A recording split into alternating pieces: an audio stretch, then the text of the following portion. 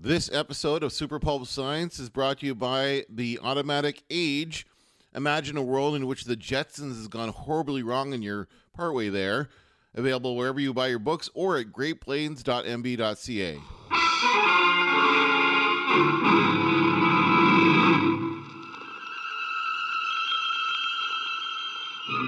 Attention, citizens. It's time for Super Pulp Science. This is Super Pulp Science, where Gregory gets a new microphone. Dan and Justin are still far away, and the world is still closed. But a glimmer of hope. Our province is reopening some non-essential services as hair of salons. today. Yeah. Hair salons can open up. Thank God.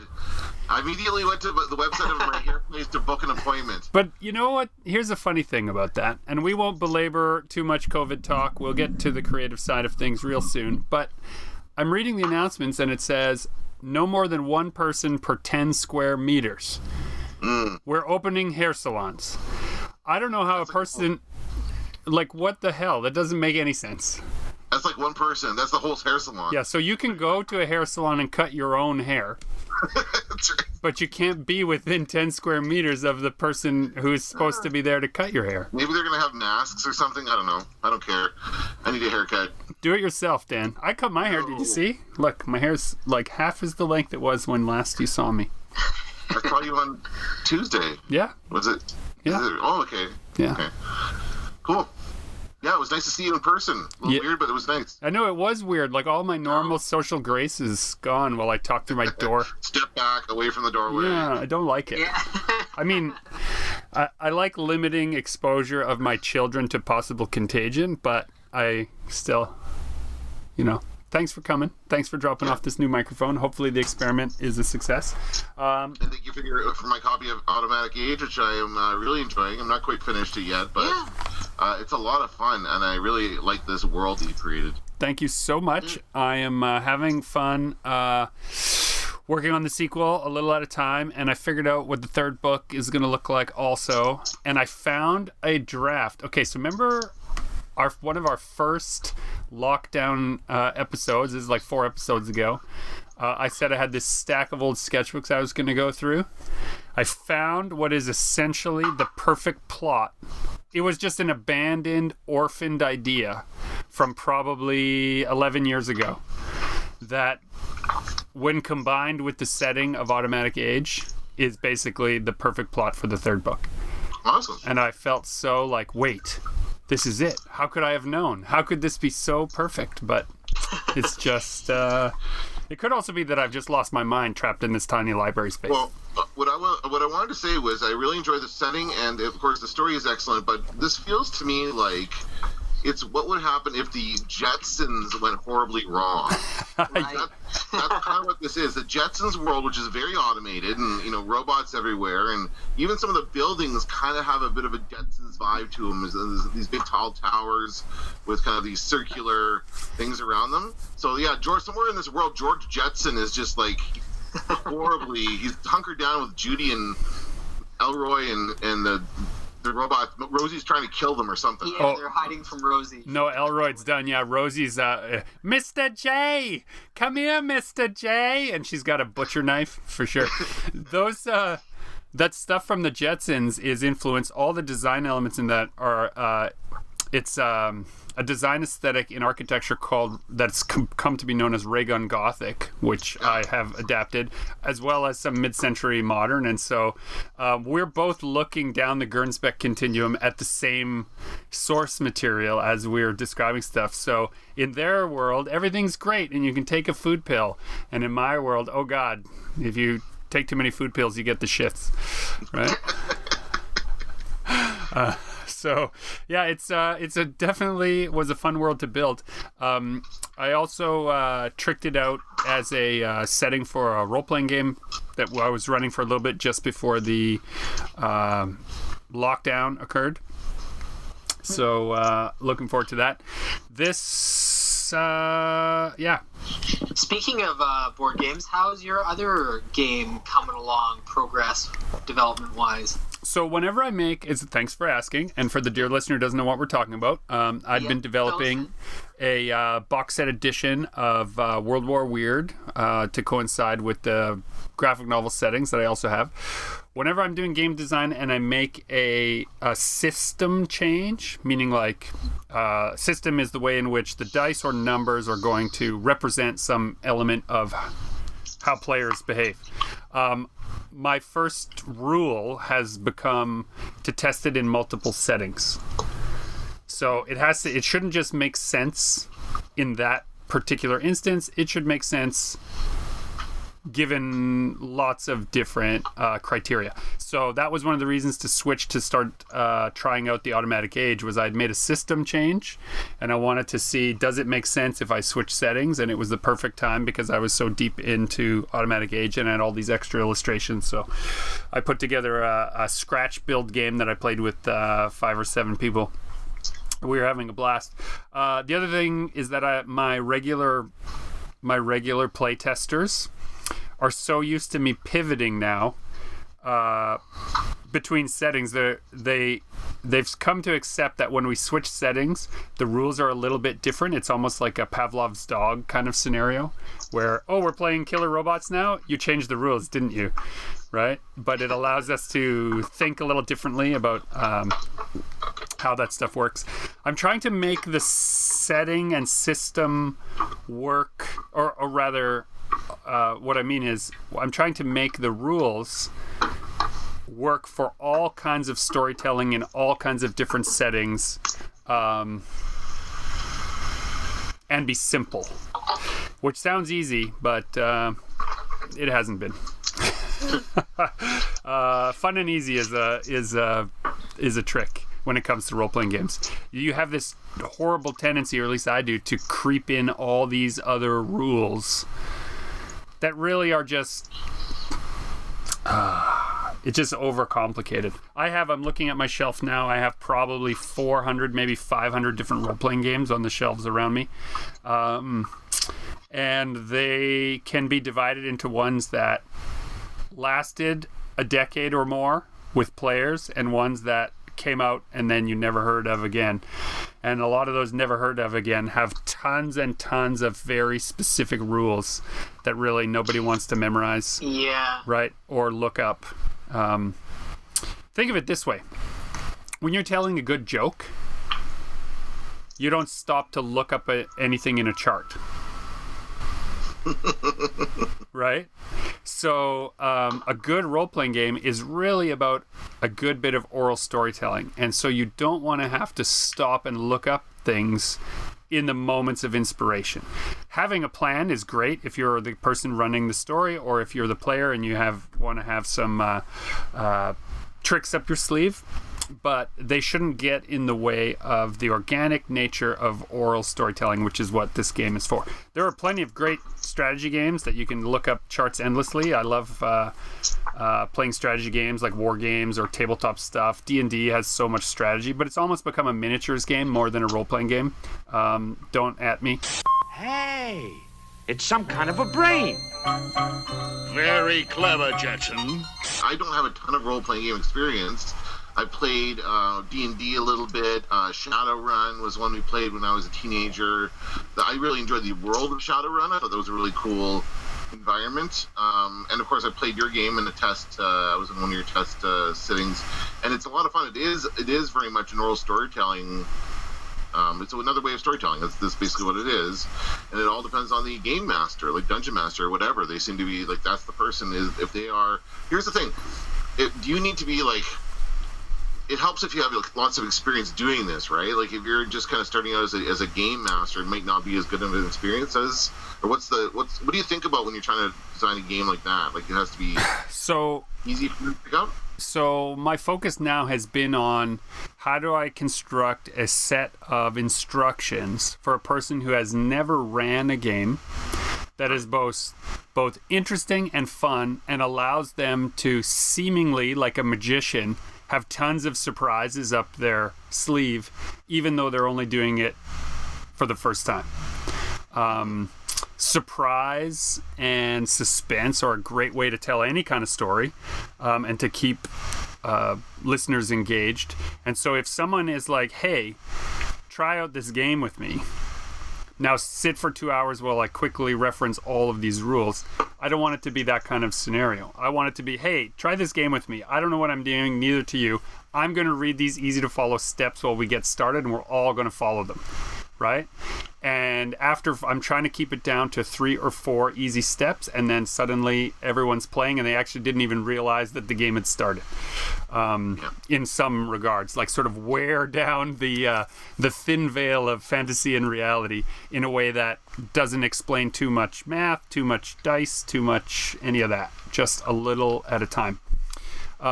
Think of it like when we do story breaking, we don't know anything. We discover it along the way. Right? And all I do, or all Justin does, or all you have done, Dan, is say, what is the setting? What kind of characters are there going to be? You just create some very natural limiters that allow a story to fill that shape. So I'm trying to build out a set of really simple rules. And what I'm trying to do is keep the rules down to fit onto 5 pages that are 5 by 7 each. So 5 very small, like the format of Automatic Age. If I can't get the basic rules to fit into 5 pages of that, then I consider that I have failed. Because they have to be simple. They'll expand. There are lots of like details and subtleties and nuances, but that only matters if people are playing. So you have to get people into the story first, and then you add elements. That's good to know, and might I suggest that if you haven't thought about this already, this should be part of the marketing for this game, to let people know that it's easy to pick up. I think that's a barrier to a lot of people when they think about role-playing games. They think, oh, I don't know how to do it, it's too complicated, I can't figure out the rules. And so whenever it comes time to sell this, you should make it part of the ad campaign or whatever to say, hey, this is easy. Well, what? Play. Yeah, that's great. It's great that you say that, because I'm going to volunteer you into running a game eventually. But one of the strategies is to take the game mechanic. So previously, Justin and I have experience finding short-run printers that can do really high-quality books, but not very expensive, and a run of 100 or so might cost, in the neighborhood of $500, $600, which is not like no money, but to get a beta test set of rules out for $500 or $600 that I can give away, get gamer groups into, is definitely on my checklist. But then the other side of it is that I want to record them playing for the very first time. Like, get groups that are willing to go to places like Amusing Games or Game Night and record a never done it before session. Partially with stuff I've been observing from another aspect of my life, where watching people interact with a product while on camera, their focus and attention to what the real mechanics of the object are very different than if they're just sort of doing it their own way. So looking forward to that. That sort of was part of my big plan for this summer. Probably not going to happen though, given everything else going on. If we get the go ahead to have gatherings of more than 10 people, then I could probably organize a few events like that, but we'll have to see what makes the most sense. The cool thing is that so many people are gaming remotely that sending out some physical copies or some PDF copies to some gamer groups wouldn't be that hard either to get that first beta going. Yes, that's been on my mind, Dan. Justin, since you're now the champion of gaming Kickstarters, at least of the 3 of us, what are the things that I haven't thought about for letting people know about this product that you've learned that you can steal from the Starlight Kickstarter? What did they do so well that seemed easy? It probably wasn't. There are some big websites out there where you can basically build a virtual version of your game and people can play it virtually before anything physically is produced. So you can build your whole, like if you have an idea for a game that has all kinds of crazy things that are out of your scope of ability to create, like miniatures and decks of cards and blah, blah, blah, blah, blah. I don't know what I forget the name of the website, but the Starlight guys, like they created virtual sets of the game, and then they play tested it virtually many, many times, and then they had other people play test it virtually before they got into like physically creating it. And I thought that was like a side of that I'd never known about or seen before. Right. That's actually crazy wild. Back in the good old days, going to a place like Gen Con with your game, like we know people who, you know, had play tested the game. They didn't have a publisher. They didn't have anything. Like they had the concept for it, and they went to a convention that's specifically for board game things, and they pitched it around and got picked up that way. So there's also like publishers out there hungry for games. It's not just, you know, you don't have to do it on your own. You can, once you think you have a good idea, pitch it around just like a book. Yeah, I got a lead on a few game publishers. The real trick for me with something like that would be, can I control a portion of the print run when the world reopens, and can I take that around? The one thing that can be problematic, dear listener, when you're working with a publisher, and it's not the publisher's fault, it's just the way in which the system is designed to get books into places, is that if you suddenly have an event that you can go to that you could probably have sold 100 books at, it sometimes takes 2 weeks longer than you think to get those books to that place. Or if they don't have a way to order sort of quote unquote legitimately as a bookstore, then there's no way for the publisher to easily get books into those people's hands. So I found it really useful as a person that does a lot of public speaking and events to be able to have a stock of products, so that when someone calls you up and says, hey, in 3 days could you show up at this school and do this thing, or hey, next weekend can you fly out to so and so and be a guest speaker and talk about this thing, that I have stock available to feed whatever demand there is. Even if sometimes it's just promotional, having that in your hands is, or like the people having it in their hands, is just such a huge advantage. So even if I published a game like Starlight and it was me, I mean they're a little bit different scenario because they're kind of like us. They control the whole kit and caboodle. But if I went with a larger publisher, I would need to be able to get at production prices a quantity of those things to make that worthwhile. The other thing is you end up with a bit of a reputation as someone who, when you show up, you have stuff always, and people like that. Yeah. You know? Very true. And then it's also very easy, dear listener, to be generous to the places that are bringing you out. If you want to, you can leave them a tangible gift of, 5 copies, 10 copies of the thing that you've brought, which has only cost you the cost of printing it rather than the 40% off retail costs, which is typical from a publisher. They'll sell you author copies at 40% off cover price. Well, that's still quite expensive if you're wanting to leave them around. Yeah, right. We'd always cringe when we talked to friends who were buying stock from their publisher and had to pay like just a couple dollars less than they're selling it for. Yeah, that's... well, you just can't. You can't make a living wage that way, and it's just... No, you're making, $3 profit every book you sell, and you have to drag those around the country. That's tough. Yeah.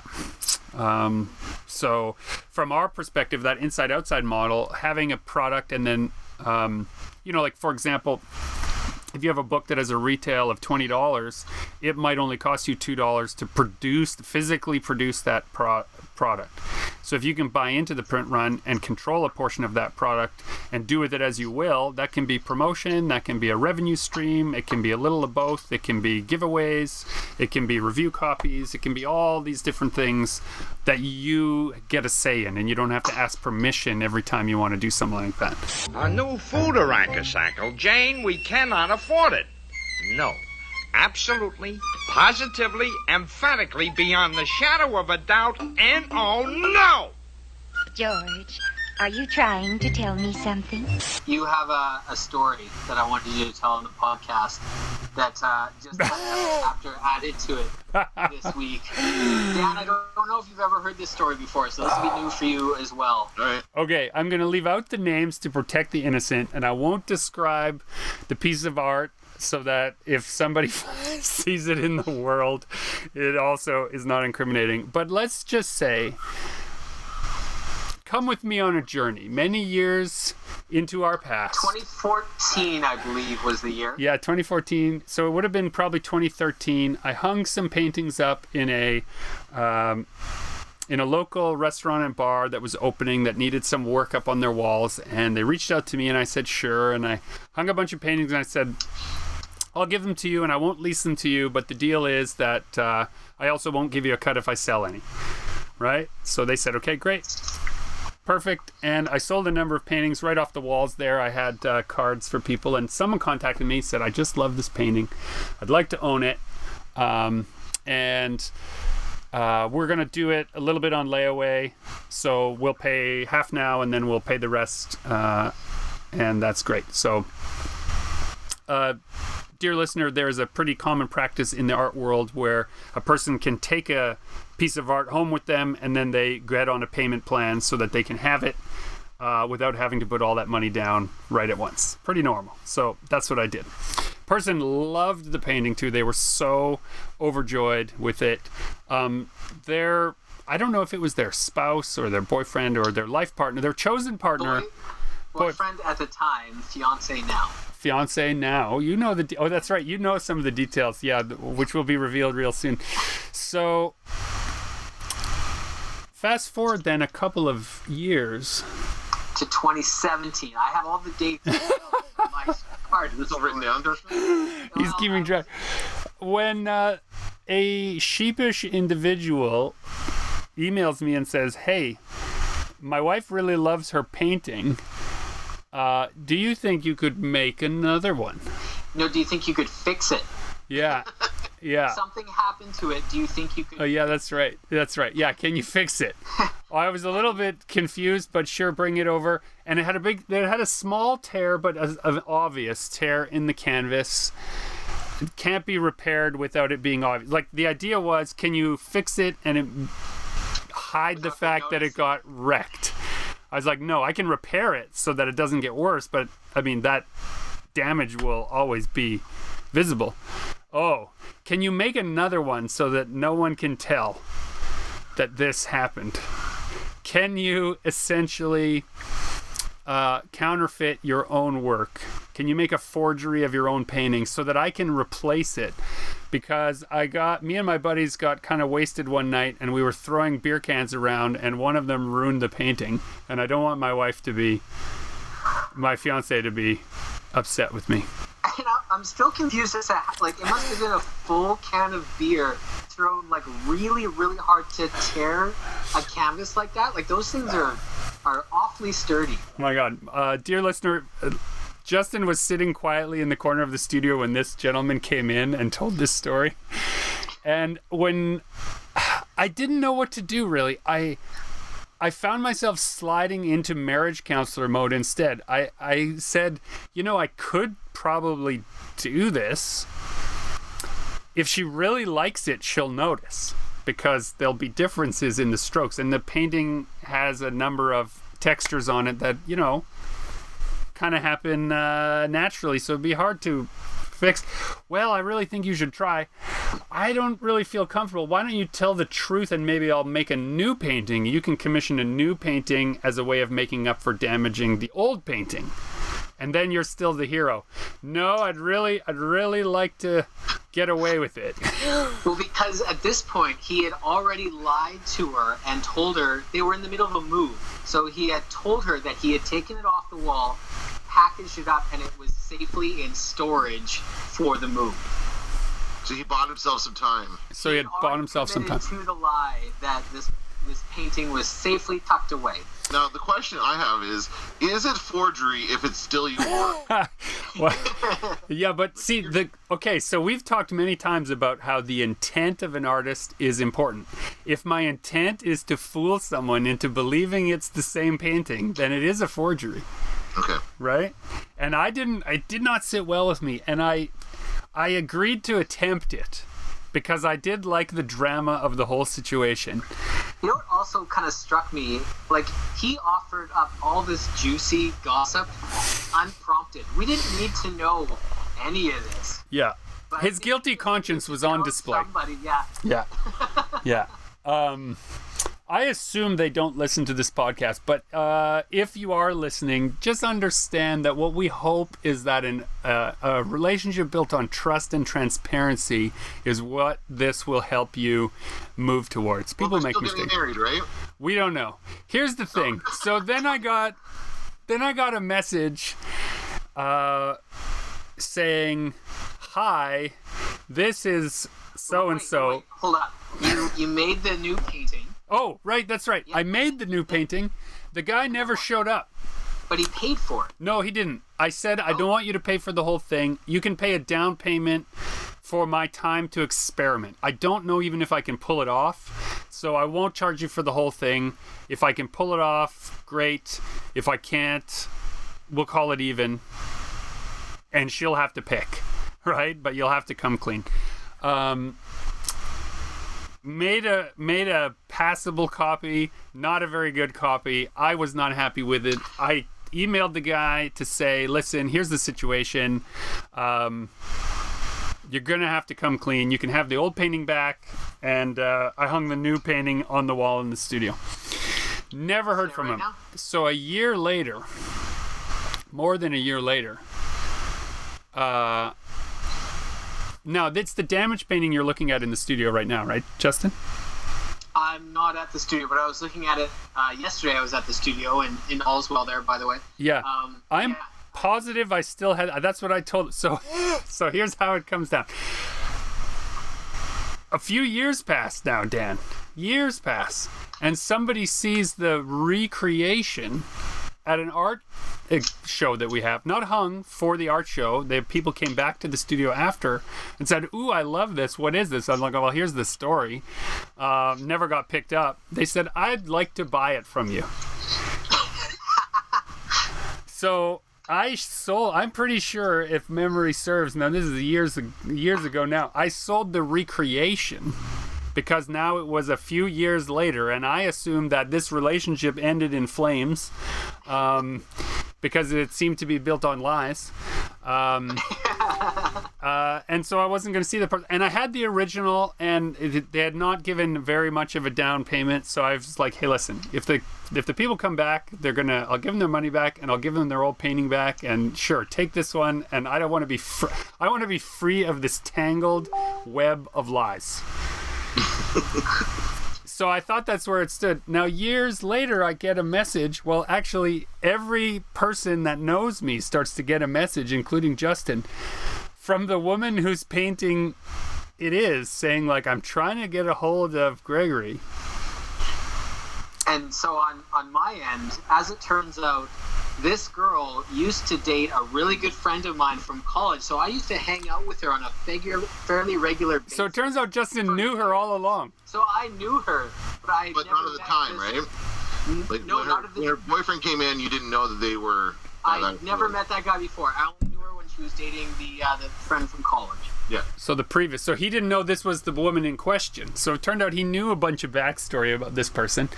Can vouch that she is a worthwhile recipient of some hard-won art. For it. So I messaged her back to say, like, listen, I'm glad this is all out in the open. Here's what happened. And I texted the story that I basically have recounted, that, like, it's been years. where were you guys? Tried to get in touch with you guys, and I never got a response, which I assumed was based on the fact that he was trying to hide the truth from you, so I considered it a little strange. If you'd like the original painting back after all of this, it's yours. And she said, yes, please. I'm sorry that there was so much miscommunication about this. We had just finished repainting our house, and I wanted to hang the paintings that we had in storage up, and that's how it all came to light. So I guess he was forced to tell the truth. Years later. 6 years later. Wow. And it's just, I mean, often old work like that, I will just get rid of or give away or whatever. So it's really actually the tangled thread of the story connected to that damaged painting that made me hold on to it. The sudden fear I have is that what if I sold the damaged painting and kept the copy? I feel like the damaged one is hanging up. Oh, I hope so. But I'm going there later today to do some boxing. So I will. So you take a picture of it, and I'll be able to tell. And then I'll hang it on the punching bag and tear it apart. What we should do maybe is make a super badly damaged version. Oh my god! And give that to her. Frame and tatters. Yeah. And then when she gets that, be like, hey, sorry, man, this is what he gave me. I like her, and I'll take her. Oh, thank you, ma'am. Thank you. There is a one-day free home demonstration. Oh, yes, of course.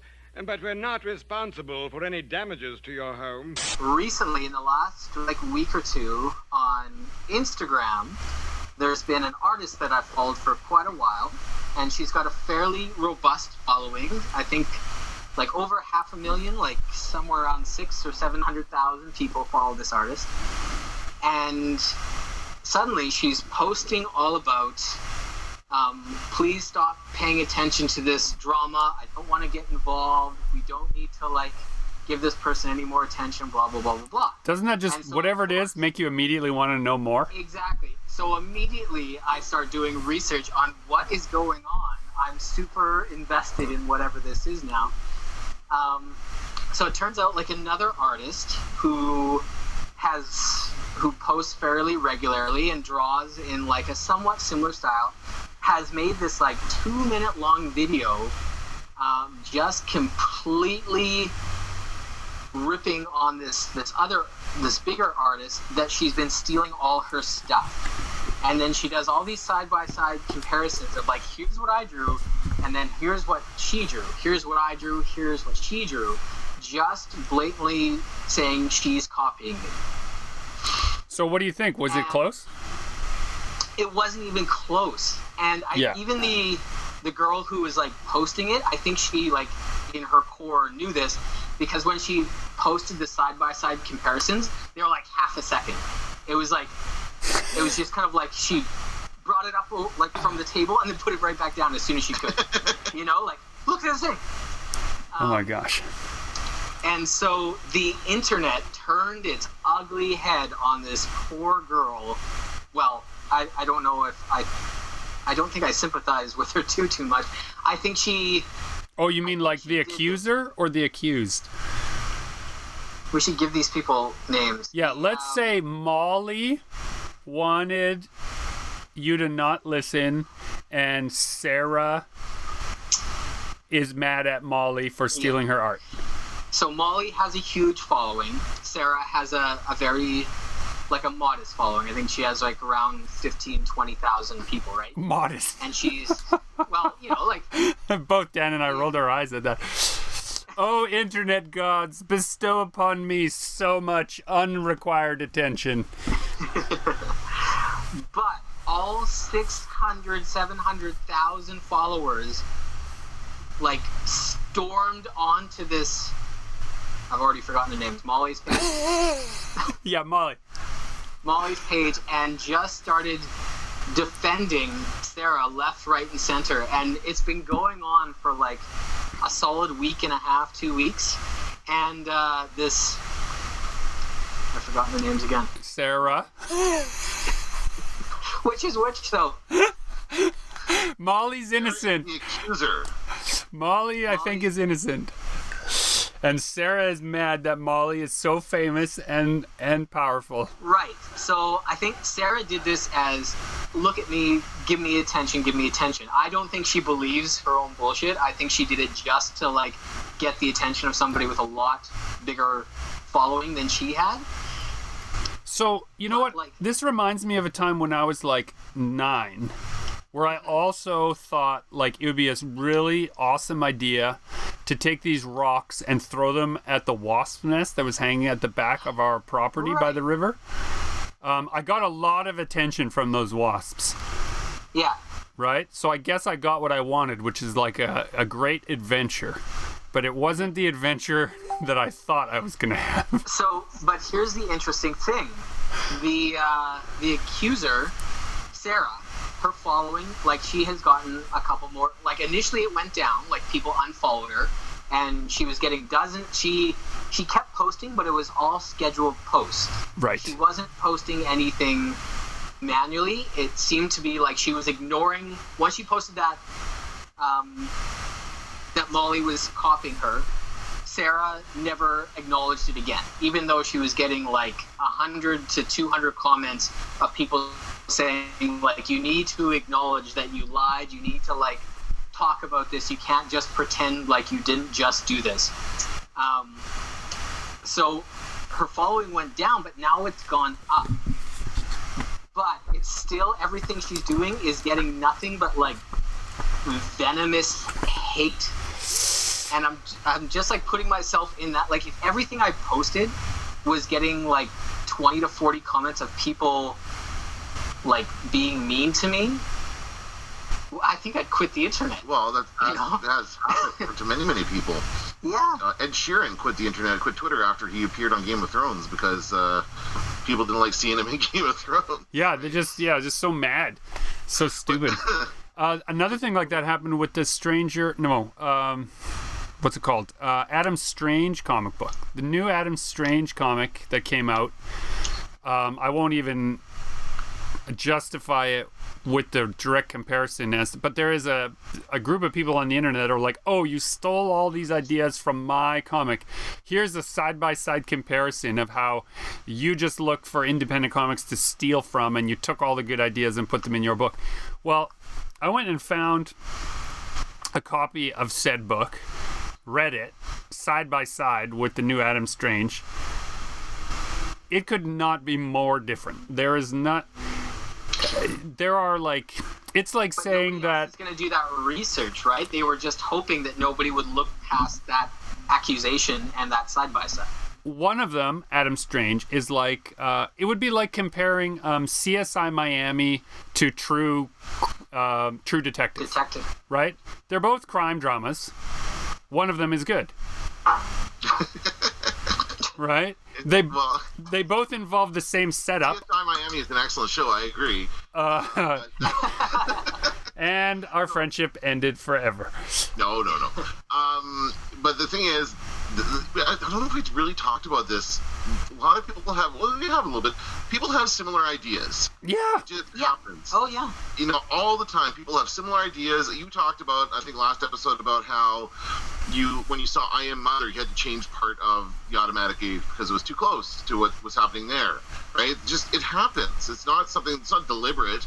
How would this person, how would they find your work to copy it in the first place, right? Right. And that was the big artist's response was, I've never heard of you, seen you, or your work ever in my life. Was like, yeah, don't even know who you are. Yeah. Yeah, it's interesting. It's called parallel thinking, right? It's a common phenomenon. You know, people have that. And here's the thing: if you have a certain set of variables that you're working with, there are only so many ways to put those variables together to produce certain kinds of results. If you're going to produce a story, like, let's use the CSI Miami and the True Detective example. You could find side-by-side scenes where someone is crouching over a body in both shows. Mm-hmm. You can find side-by-side scenes where, oh my God, someone we didn't suspect was the killer was actually the killer. Yeah. But it's in the delivery that makes one show thought-provoking and interesting, and the other one, CSI Miami. Let's be honest, season 2 of True Detective was not the greatest. But season 3 stuck the landing like you wouldn't believe. Very good, yeah. And you know what? Honestly, season 2 of True Detective, I will defend in that it is a solid episode or a solid season of TV, but it is not a good successor to the first. Yeah, to the first one. Expectations awfully high. Yeah. The first one set up something very, and if you haven't watched it, dear listener, it's really disturbing. So maybe don't, but it's also very well done. So they don't. CSI Miami is like in their 10th season. Yeah, probably. You know what else has been running a long time? It's over. Is it over? Oh, I was going to say, you know what else is there's a lot of and you can get everywhere is McDonald's, but you shouldn't. Right? So, like, popularity and quality are not necessarily, the same thing. Now, that's kind of a shitty thing to say to all the hard-working people who made CSI Miami, I guess. They did care enough to do it. And, it's actually, I'm that guy. I'm the guy shitposting on the post right now. You've always had a rule about not belittling, like not putting down other people's creative work, no matter the quality. Yeah. What? How am I doing that now? What's happened? It's this quarantine. Oh my god. And to be fair, David Caruso, I think, is an excellent actor. He was I watched one of the movies I watched for my talent was the first Rambo movie. We talked about that in another episode. Yes. David Caruso's in that. He's like the young cop who tells everyone else to back off Rambo, and they don't listen to him. And then God, that's such a different movie than every other Rambo movie. Oh yeah, no, it is. Yeah. And it's funny, one of my favorite YouTube channels, Toy Galaxy, just did a video about the history of the Rambo cartoon and toy line that came out. I forgot about that cartoon. You're right. Yeah, the Rambo. There was a cartoon. Oh, there so was. Yeah. The interesting thing about it is that people were concerned because Rambo is an R-rated franchise. Like, the films are all restricted and violent as hell. But the cartoon was not. Nobody dies in the cartoon. Yeah, it's G.I. Joe. The only person... What's that? It's like G.I. Joe, but Rambo. Right, but exactly. And they looked to G.I. Joe to kind of base it off of that, to do the same thing. And the only person who actually gets injured in the entire show is Rambo himself, who breaks his arm at some point in the show. So, but people got too nervous about it, and it was pulled off the air because they were worried the kids were going to hurt each other. He looks like a refugee from a horror movie. Hey, didn't I see you once on a shock theater? Hey, George, tell him to put me down. You're fired. You're fired. Kids' cartoons are mostly there to sell the toys, correct? Not anymore. Much, but well, yeah, not anymore, but definitely like in the 80s and 90s, was there a kids' cartoon that didn't have was a toy? there just to be a cartoon? No, not that I could name. I would challenge anyone to find a kids' cartoon from the 80s that didn't have toys attached to it as a revenue stream. Like, watching the toys that made us, the Netflix series, it almost seems like the point of TV, kids' cartoons, was advertising for the toys. Like, you couldn't get a TV show. Yeah. Like, I mean, I don't... This is a great conversation to have for... I feel like we could do a whole episode of this, but I think that it was all about creating a world to live and play in for children. Like, I know I'm not so cynical to say it was advertising, but I mean, I could watch the Transformers, the TV show, enjoy the adventures of my favorite characters, and then go play with those toys and recreate the adventures myself as a child. Yeah, but Dan, the comic books add to that mythos, and it was a great kind of world they built around it. And yes, of course, my parents spent a ton of money on that stuff. Well, here's the thing. You don't get to play with Transformers if someone isn't paying somebody millions of dollars to produce them. And you don't get people to show up in the stores in those quantities unless they all want to play with them. They only want to play with them if they want to play make-believe, and you play make-believe with what is on display for your entertainment.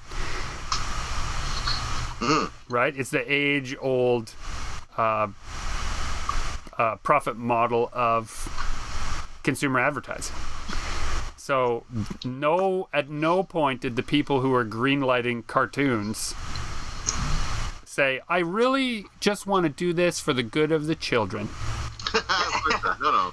Yeah, no, it was about making money for sure, but I thought it was a great as a child who grew up in that era, I thought it was a great way to experience all these properties that I loved. And I certainly would recommend Toy Galaxy to anybody who's interested in that stuff, because they explore some really obscure toy lines that I forgot about until they did videos on them. And it's really a lot of fun to see how many different toy lines were out in the 80s and 90s that now there's nowhere near as many.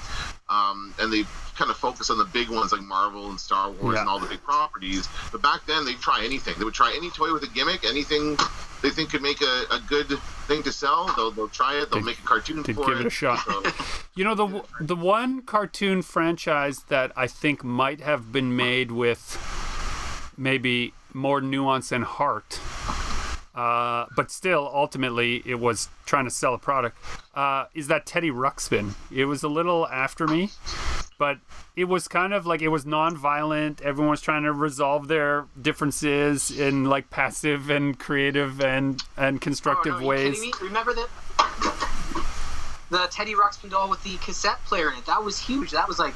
Yeah, it was enormous. Yeah, it was the toy, but like the purpose behind selling the toy seemed to me to like be the antithesis of the Rambo franchise toys, right? Like, rather than everything you see pretend you blow it up, how about let's sing along and share and play make-believe instead. Yeah, that's just the demo.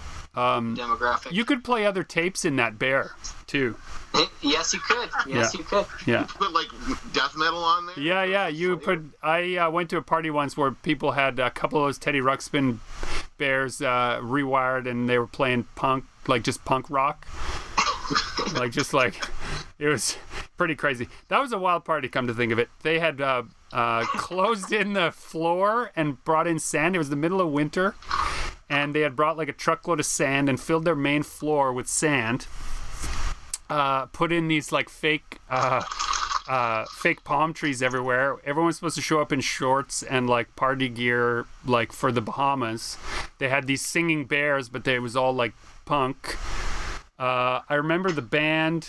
Someone threw up in the sand, and then there was the first time I ever saw someone do cocaine off of a toilet seat. And then I promptly was like, you know what? This party's interesting, but I think I'm out of here. And then they just started throwing beer cans around, and a painting got damaged. Yeah. So everyone has a misspent youth. That was one chapter of my own. So there is a hint, an inkling, that perhaps not a world that is normal, but a world that is a little bit more open, may be on the horizon for Canada. That is, if the U.S. can get their act together. What is the first with people creative thing you guys are looking forward to being able to do? I have to say this. I'm not just saying this because you guys are on the thing here, but I look forward to being able to get together with you guys in person to do the podcast. Oh yeah, me too. That kind of stuff. That was always a great part of my week, just kind of popping over there. I don't know that I'm going to be allowed to go back to work or not. We're still like... school's canceled till September either way. Well, but for college and universities, we may not come back in the fall. Like, they're talking about contingency is that we're going to try to plan to teach remotely just in case. Right. But I'm looking forward to, I would like to go on a patio somewhere and enjoy a drink in a nice patio setting. I think that would be a lot of fun.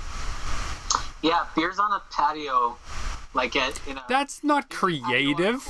Well, I mean, in a way, you're creating a buzz. I want to do a 24-hour. I was shouting about it from my texting on the last podcast when I lost digital consciousness.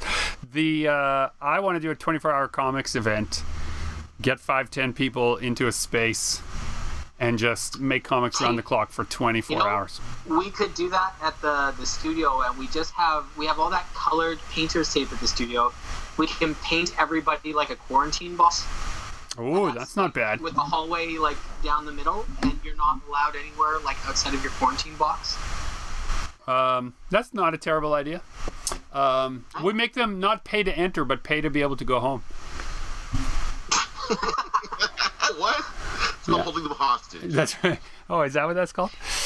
We just have to hold them hostage long enough for Stockholm to set it. That's right. Which I think we can do by the end of 24 hours. Yeah, 24 hours making stuff, connect people's creative energy to our own wills. Yeah, that's good. Yeah. That's good. Totally. Yeah, that's wild. The other thing I'm really have been that I'm looking forward to doing is I've been organizing my book collection, which is maybe too large for its own good, with a huge number of art books. And I've got these stacks. I've got a stack of books that I can't wait to lend to you, Justin. I have some stuff for Dan. I have some stuff for Dr. Jonathan Ball on the Writing the Wrong Way podcast. I have stuff for my letterer, Lyndon. I have stuff for all these different people that I'm like, these are the perfect books that I forgot I had that should belong to these other people, or at least in the short term. So I'm looking forward to disgorging a giant wealth of really cool, weird European comics on everybody that I know. Help! Jane, stop this crazy thing! Jane! Help! Can we gush about Haunted Helpers? Holy shit! Hannah is amazing. Hannah Tickle, if you're listening, Blown away by that. holy smokes. I can't even talk. Hey, what is this? Tell me what this is. So, dear listener, you may have heard us before talk about a book project called Haunted Helpers. This is a book for young people, a rhyming book for young people. I made the rhyme. Well, Justin had the concept. I made the rhymes. He did the rough layouts and character designs, and then we asked Hannah Tickle to be the person to make it into a book. She started out as a mentee for us from Red River. She was already better at drawing than both of us, so rather than that, we said, why don't we design and create a project plan while you're here, and then try to give you a job once you're no longer a student and are a productive member of the workforce. You can come and do this as a job instead. So that's what we did. Yesterday, she sent a PDF. She's like 2 months ahead of schedule, at least. Maybe 3 months ahead of schedule. She sent us essentially what is like a rough draft, but like so finished that we could probably... That confused me as well. The whole, this is a rough draft, but I'm looking at like what should be a finished book. Holy shit, it's so amazing. Her dedication to the characters, to the colors, to the story, to what we're really after emotionally, which we laid out, we gave her lots of feedback in detail. In my experience, Justin, a artist will only follow sort of 60% of the writer's direction, and the rest of it will be them. And you just sort of let that slide. In this case, it's somehow she managed to synthesize exactly what we wanted and make it so much more than what we asked for at the same time. I can't say enough good things. I'm glad we already contracted what she's worth, or she'd be asking for triple that by now if she's listening to that. Yeah. Can you buy it now? No, you can't buy it yet. But so our plan was to bring this finished book on the show circuit this year. That plan has been obviously canceled along with the rest of the world, but it's not stopping us from producing the book, nor from seeking other avenues to get it into people's hot little hands. Justin and I have been talking about doing a Kickstarter, possibly for his new art book, also for Dragon Nanny, and also then for this Haunted Helpers. The question now that I've seen Haunted Helpers is, since Justin, Hannah will be done first. Maybe that's the one we take to the world first.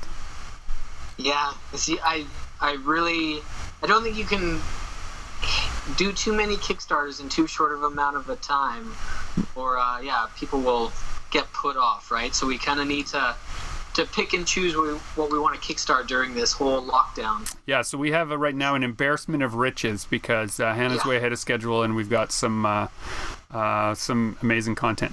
The other thing too is it's such a departure, Dan, for the work that Justin and I normally do, because it's a rhyming book that it's like just like a really positive little message for kids. It's short, it's sweet, and it's like just really cute. Which is partially why we found someone else to do it. Justin's a children's book. I am working on a scene right now of this robot being overwhelmed by baby dragons, and it's pretty darn cute, let me tell you. Okay, but is it Hannah Tickle cute? No, it's not Hannah Tickle cute. Right? Like, I don't know how it is that she's able to bring that much life to these characters.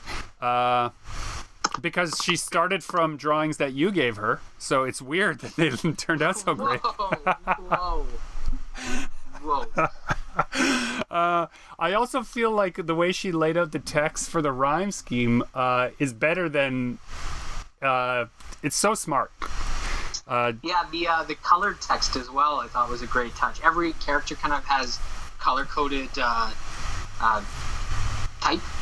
But normally that's something you want to stray away from, but I think it works really well. Oh, she did such a good job. Yeah, so like I told her, she just sent it to us yesterday, and there are a few things in it, like not to take away from all my gushing. There's 4 or 5 things that need fixing, that definitely need some other attention, but they're the kind of things that you just kind of leave. You need to leave all the good vibes of all that good work for a week or two and just let the praise sit before then you can be objective about it. So I made notes. Also, too, something that I noticed, especially with the last couple of clients I've had, if you spend like a long time on something and they immediately reply with feedback. Oh, you hate them. You feel like they didn't take enough time to really, like, you've been soaking this in for the last like however many hours, dozens or hundreds. Yeah. And if they, tell you what they think in 5 minutes, it somehow diminishes. Absolutely. Well, and that's the text I sent her that I cued you into there. I said, before I send you any dumb notes, I'd just like to sit with this great thing for a little while and look at all the details. She put all... The very best part is in the back of the book, she made a spot the differences. Oh my God. And find the spiders hidden throughout the book and find the bats hidden throughout the book. Like exactly the kind of stuff that as a kid I loved so much. Yeah. And my kids love too. So it's also the passageway of doom with the jam instead of the blood smear. I'm taking credit for that. Oh, as so good. My favorite parts of the original story. I'm so glad we kept it in, even though it's probably too gruesome. Yeah. So if the dear listener is saying like, what, thanks guys for being so excited about your new project. A practical thing you can take from this is Justin and I had an idea which either of us could have executed in our own style, but it wasn't going to do it the justice we thought the story and the project deserved. And that's why we looked for somebody else. And that somebody else happened to be a person that we had looked at their work. I guess it would have been a year and a half before that, right? We had made a list. We had gone to the open house at Red River. We'd known of Hannah's work for quite a while, like from the shows. Come to convention. Yeah. See, and that was a thing that I didn't put together right away. We knew her from shows, and then we saw that work at the open house, and then you were like, hey, that's the Hannah from the shows. And I was like, what? She goes to school? Why does she go to school? This is so good. And then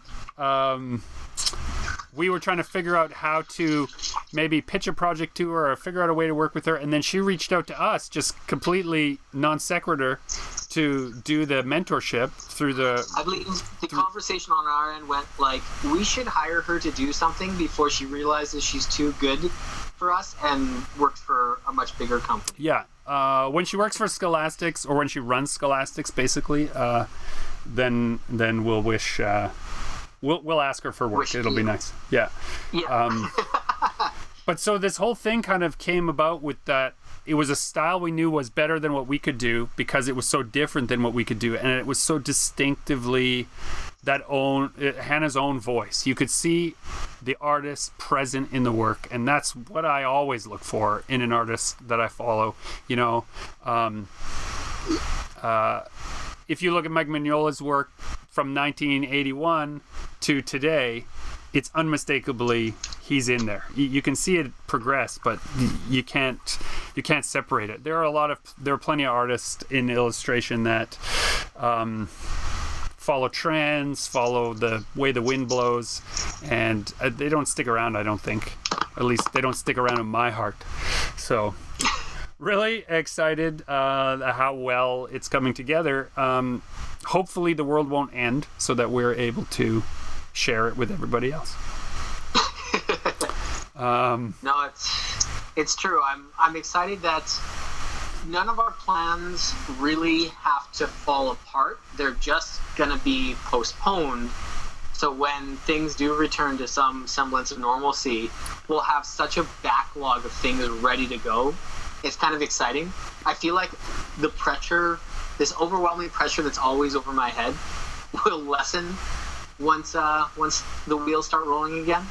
I also have found in the library, Justin, at least a dozen excellent examples of odd book formats that would work for our convention circuits as far as traveling, as far as doing mail outs, like stuff that fits those really specific criteria. So I have like a whole bunch of containers that we'll have to look at the storyboard when we're back together and figure out which project is going into which container. That's another thing I'm really excited about getting back together for. Nice. Yeah. So, well, this has been Super Pulp Science, where we have talked about how genre gets made and how excited we are about making genre stories. This is Gregory Kovichik encouraging you to join the fight and make comics.